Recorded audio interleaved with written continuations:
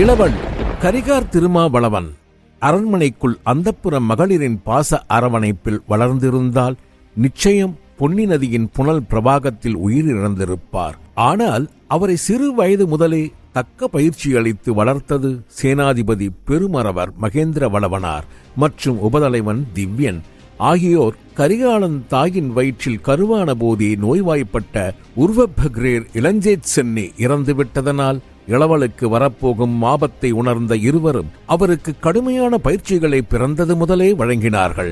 வரப்போகும் அனைத்து ஆபத்துகளில் இருந்தும் அவருக்கு துணையாக இருந்து காக்க இயலாது என்பதனால் அனைத்து பிரச்சனைகளையும் அவரே எதிர்கொள்ளும் விதமாக அனைத்து பயிற்சிகளையும் கொடுத்து இளவலை மாபெரும் வீரனாக திறமைசாலியாக பழகியிருந்தான் திவ்யன். ஆதலால் தான் கரை திரண்டு ஓடும் பொன்னி நதியின் புனல் பிரவாகத்தில் சாமர்த்தியமாக நீந்தி அவரால் தன்னை காப்பாற்றிக் கொள்ள முடிந்தது.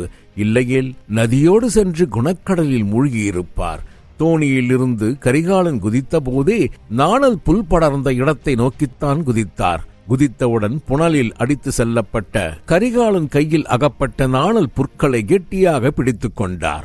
கன நேரத்தில் தன்னை ஆசுவாசப்படுத்திக் கொண்டவர் கைகளை மடக்கி தலைக்கு பாதுகாப்பாக வைத்து புனலிலேயே உருளத் தொடங்கினார். மூச்சு முட்டிய நேரத்தில் நீரையும் பருகினார்.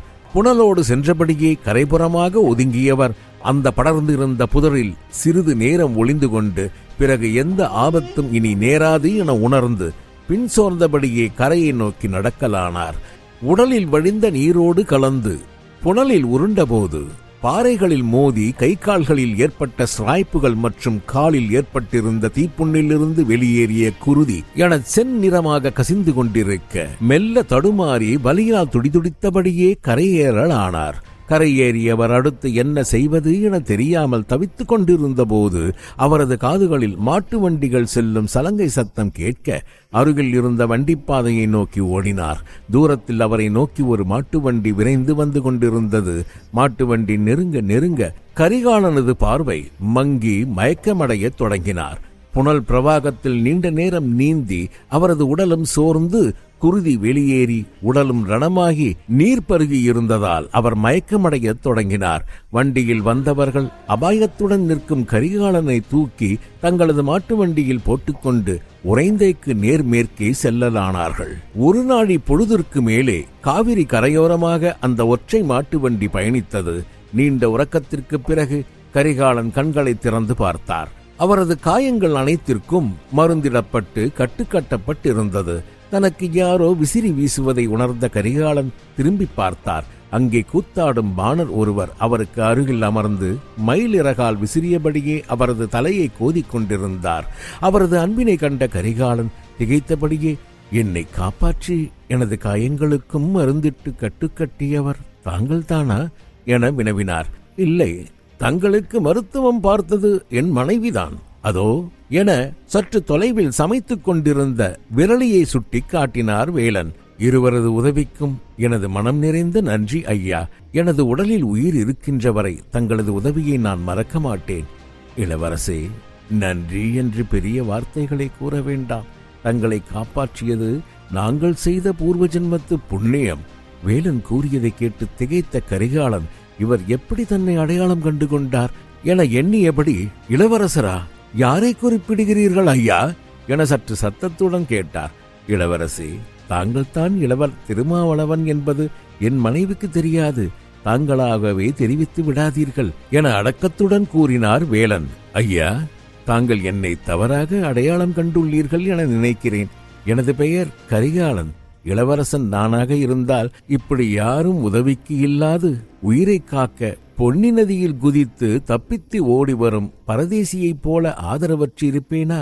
மீண்டும் என்னை அப்படி அழைக்காதீர்கள் என சற்று கோபத்துடனும் அதே சமயம் சத்தமின்றியும் கூறினார். அரசே, தங்களை பரதேசி என தங்கள் திருவாயால் இனியொரு முறை கூற வேண்டாம். அது எனக்கு பெருத்த வேதனையை தருகிறது. சிறுப்பாழியில் அசோகனை வென்ற இளஞ்சேத் சென்னியின் மைந்தன் இப்படி ஆதரவில்லை என வருந்தி கூறுவது என் மனதில் கடப்பாறையை சொருகுவதைப் போல இருக்கிறது என வருந்தினார். இதற்கு மேல் தான் இளவரசன் இல்லை என இவரிடம் கூறி சாதிக்க இயலாது என்பதை உணர்ந்த கரிகாலன், ஐயா, வளவனாரின் மகளால் கூட கண்டறிய இயலாத என்னை தாங்கள் எப்படி அடையாளம் கண்டீர்கள் என பெரும் ஆச்சரியத்துடன் வினவினார் கரிகாலன். சிறிது யோசித்த வேலன், இளவரசே என்றபடியே ஏதோ கூறத் தொடங்கினார். அதை இடைமறித்த இளவல், இனி என்னை கரிகாலன் என்றே அழையுங்கள், எனது பெயர் இனி இதுதான் என கட்டளையிட்டார். சரி கரிகாலரே, ஐயா, முதலில் என்னை எப்படி அடையாளம் கண்டு கொண்டீர்கள் என கூறுங்கள். குரலை மேலும் தாழ்த்திய வேலன், கரிகாலரே, உபதலைவர் தான் தங்களுக்கு உதவும்படி எங்களை பணித்தார். அவர் கூறித்தான் நாங்கள் தங்களை தேடி உறைந்தேக்கே வந்தோம் என்றார் பணிவுடன். அவர் கூறியதில் நம்பிக்கை கொள்ளாத கரிகாலன், உபதலைவரா?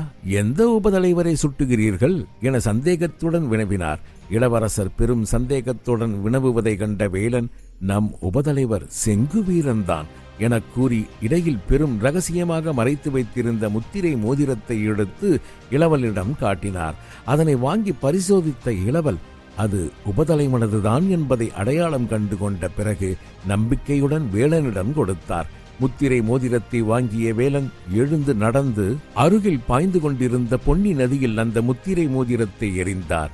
அவரது செயலை எதிர்பாராத கரிகாலன் திகைத்து, ஏனையா முத்திரை மோதிரத்தை நதியில் வீசி எறிந்தீர்கள் என கேட்டார். உபதலைவரின் உத்தரவு என்றார். உபதலைவரின் உத்தரவா?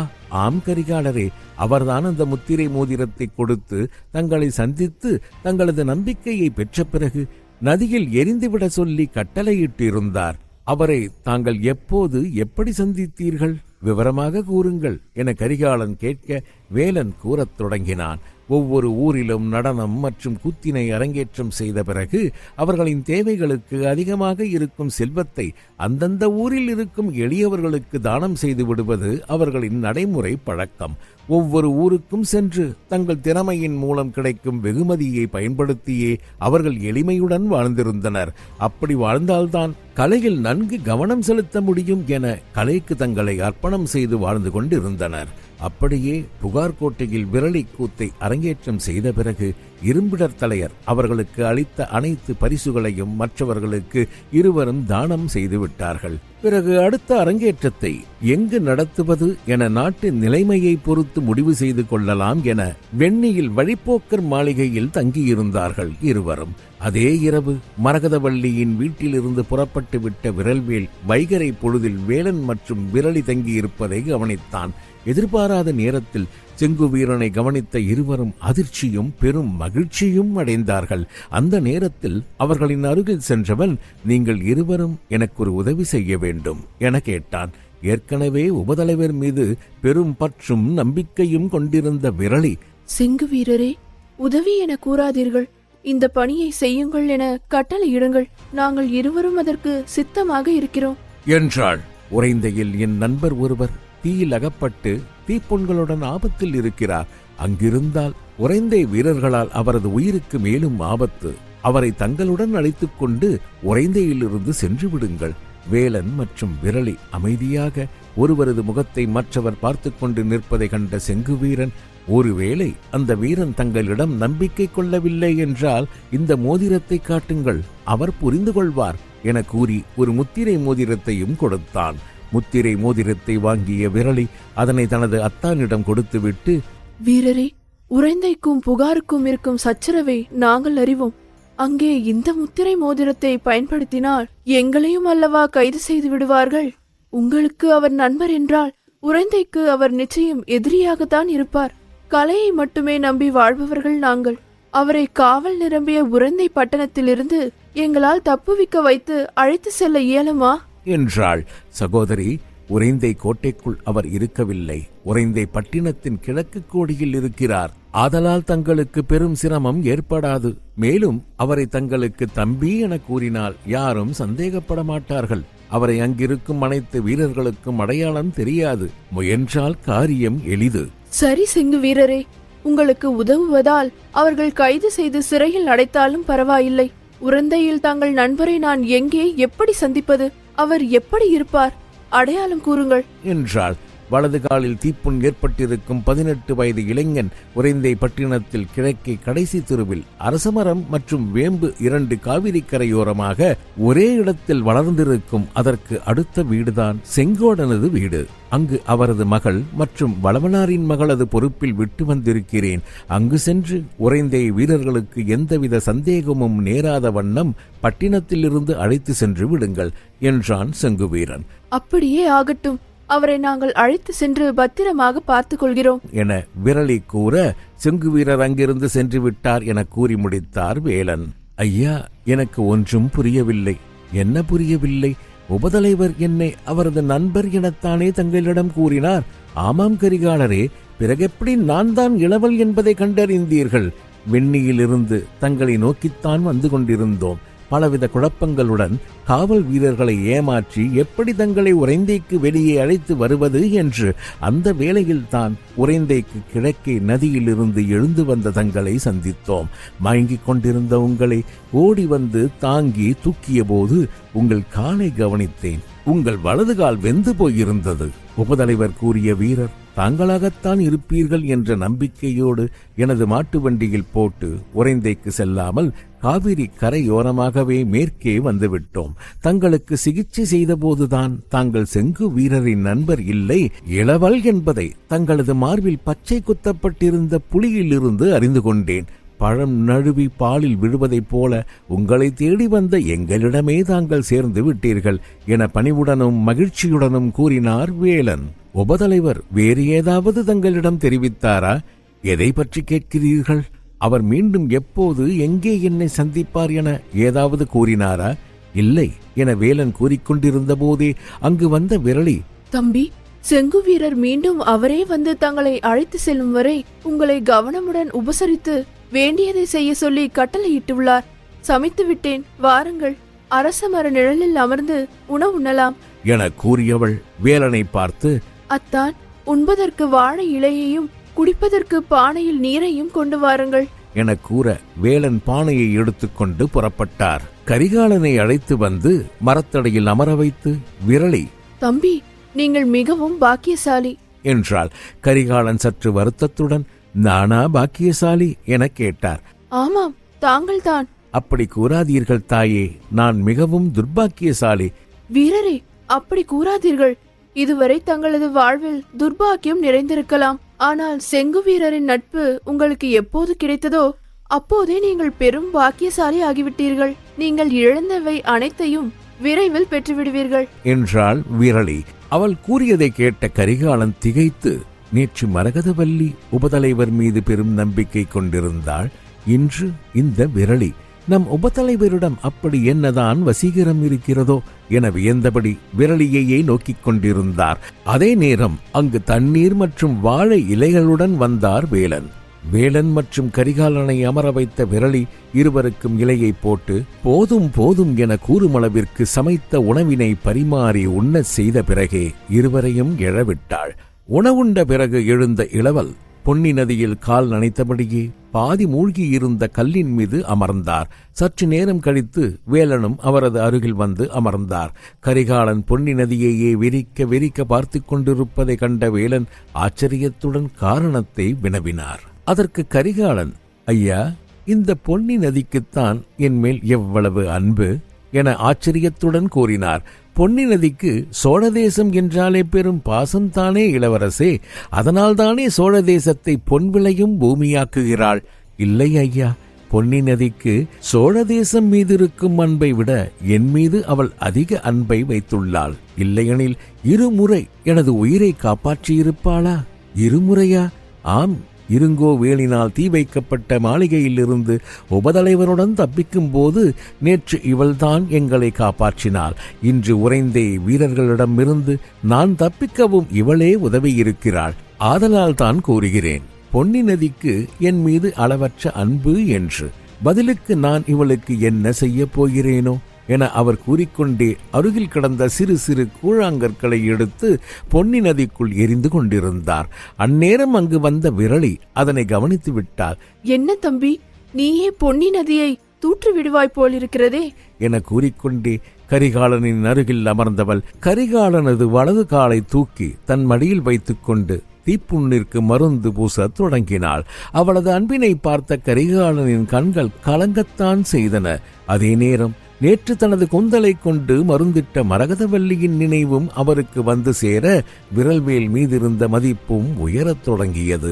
இரு பெண்களுக்கும் நான் யார் என்றே தெரியாது, அப்படி இருக்க உபதலைவர் கூறினார் என்ற ஒரே காரணத்திற்காக இவர்கள் என் மீது இப்படி பேரன்பை பொழிகிறார்களே என பெரிதும் வியந்தார். தனது வியப்பை காட்டிக்கொள்ளாத கரிகாலன், தாயே, கூழாங்கற்களை கொண்டு காவிரி நதியை தூர்க்க இயலுமா என பதிலுக்கு வினவினார். ஏன் தம்பி இயலாது? எறும்பு ஊற கல்லும் தேயும் என்பார்களே, அப்படித்தான். சிறு சிறு கற்களை வீசிக்கொண்டே இருந்தால் ஒரு நாள் பொன்னி நதியும் குறுகி ஓடையாகி பிறகு அதுவும் காணாமல் போய்விடும் என்றாள். தன் தவற்றை உணர்ந்த கரிகாலன் அமைதியாகவே இருந்தார். அவரது மௌனத்தைக் கண்ட விரலி, தம்பி, பொன்னி நதியின் மேல் உனக்கு உண்மையாகவே அன்பிருந்தால் ஒவ்வொரு முறையும் நீ நதிக்குள் சென்று திரும்பும் போதெல்லாம் ஒரு பிடி மண்ணை அள்ளி கொண்டு வந்து கரையில் போடு. அதுவே அவளுக்கு செய்யும் பெரும் உதவி. அதை கேட்ட கரிகாலனுக்கு மனம் சுர்ரென்று சுட்டது. தனது பிழையை உணர்ந்தார். விரலை மருந்திட்டதும் அங்கிருந்து எழுந்து சென்றாள். கரிகாலரே, என் மனைவி கூறியதை கேட்டு தாங்கள் வருந்த வேண்டாம். அவள் ஏதேனும் பிழை செய்திருந்தால் பொறுத்தருளுங்கள் என பணிந்தார் வேலன். ஐயா, தாங்கள் எதற்கு வருத்தம் தெரிவிக்கிறீர்கள்? உண்மையில் வருந்த வேண்டியவன் நான் தான். இத்தனை நாட்களாக மூடிக்கிடந்த எனது அகக்கண்களை தங்கள் மனைவி திறந்து விட்டார். சற்று முன் தங்களிடம் இந்த பொன்னி நதிக்கு நான் என்ன செய்யப் போகிறேனோ என வருந்தினேன் அல்லவா? தங்கள் மனைவியே அதற்கான தீர்வையும் கூறிவிட்டு சென்றுள்ளார்கள். சோழ அரியாசனத்தில் நான் அமர்ந்ததும் பொன்னி நதியின் இரு கரைகளுக்கும் மண் எடுக்கப் போகிறேன். நதியை ஆழப்படுத்தி நதிக்கரையை உயர்த்தப் போகிறேன். பொன்னி நதி சோழ தேசம் மீது கொண்டிருக்கும் காதலால் அவ்வப்போது அத்துமீறி கரைகளை உடைத்து விடுகிறாள் அல்லவா? அதற்கு முடிவு கட்டப் போகிறேன். கரைகளை உயர்த்தி காவிரிக்கு குறுக்கே அணை கட்டப் போகிறேன் என நதியை பார்த்து கரிகாலன் ஆவேசத்துடன் கூறிக்கொண்டிருந்த போதே இடைமறித்த வேலன், கரிகாலரே, காவிரிக்கு அணை எடுப்பது சாத்தியம், ஆனால் அணை கட்டுவது சாத்தியமா என வினவினார். நிச்சயம் இயலும் ஐயா. உலகில் இயலாது என எதுவும் கிடையாது. சரியான காலத்தில் முயன்றால் எதுவும் சாத்தியம் என்றவர். சற்று தொலைவில் வேலை செய்து கொண்டிருந்த விரலியை அழைத்தவர் அவர் ஆச்சரியப்படும்படி, தாயே, தங்களை காவிரிக்கு குறுக்கே அணை கட்ட சொன்னால் தாங்கள் எப்படி செய்வீர்கள் என வினவினார். அவரது கேள்விக்கு விரலி நேரடியாக கூறாமல் கரிகாலனை வலது காலில் ஈரம் படாமல் இன்னொரு பாறை மீது வைத்து நிற்கச் சொல்லி இடது காலினை பொன்னி நதியில் வைத்து நிற்கச் சொன்னாள். கரிகாலனும் விரலியின் தோளை பிடித்து கொண்டபடியே இடது காலை பொன்னி நதியில் ஊன்றி நின்றார். அவர் அப்போது ஒரு பெரும் ஆச்சரியத்தை உணர்ந்தார். வேகமாக சென்ற பொன்னி நதியின் புனல் அவரது காலிற்கு கீழே இருந்து மணலை அடித்து செல்ல அவரது கால் சிறிது சிறிதாக மண்ணில் புதைய ஆரம்பித்தது. கரிகாலனின் கால் புதைய புதைய அவரது முகத்தில் ஒளி வீசத் தொடங்கியது. அவரது கண்களில் பெரும் கனவுகள் பிறந்தன. அருகில் நின்ற விரலியை பார்த்தார் கரிகாலன். அவருக்கு அப்பெண் பொன்னித்தாயைப் போலவே காட்சியளித்தாள். உடனே அவரது காலில் விழுந்து வணங்கிய கரிகாலன், தாயே, எனது கண்களை திறந்து விட்டீர்கள் என கூறியபடியே பணிந்தார். அவரது செயல்கள் எதுவும் புரியாத விரலி அவரை தடுத்துவிட்டு குழப்பத்துடனே அங்கிருந்து சென்றார். அனைவரும் ஓய்வெடுத்துக் கொண்ட பிறகு ஒரு முகூர்த்த பொழுதுக்கு பிறகு மூவரும் கிளம்பி காவிரிக்கரையோரமாகவே நீர் பாய்ந்த எதிர் திசையை நோக்கி பயணத்தை தொடங்கினார்கள். ஆனால் கரிகாலனது மனம் மட்டும் மரக்களத்தில் உறைந்தே வீரர்கள் துரத்தி சென்ற வானவல்லி மற்றும் மரகதவல்லியின் நிலை என்ன ஆனதென தெரியாமல் வருத்தமடைய தொடங்கியது. அதிலும் மரகதவல்லி செய்த பணிவிடைகள் அவரது நினைவிற்கு வர வர அவரது மனதில் இனம் புரியாத உணர்வும் முகத்தில் வெற்று புன்னகையும் தோன்றுவதை அவரால் தடுக்க இயலவில்லை. இதுவரை எந்த பெண்களையும் கண்டபோது தோன்றாத பரவச உணர்வு அப்பெண்ணை நினைக்கும் போதே தனது மனதில் தோன்றிவிட்டதன் காரணத்தை அறியாத இளவல் குழம்பினார். அருகில் அமர்ந்திருந்த விரலி அவரது முகத்தில் ஏற்படும் மாற்றங்களை ஆச்சரியத்துடன் கவனித்துக் கொண்டே பயணித்தாள்.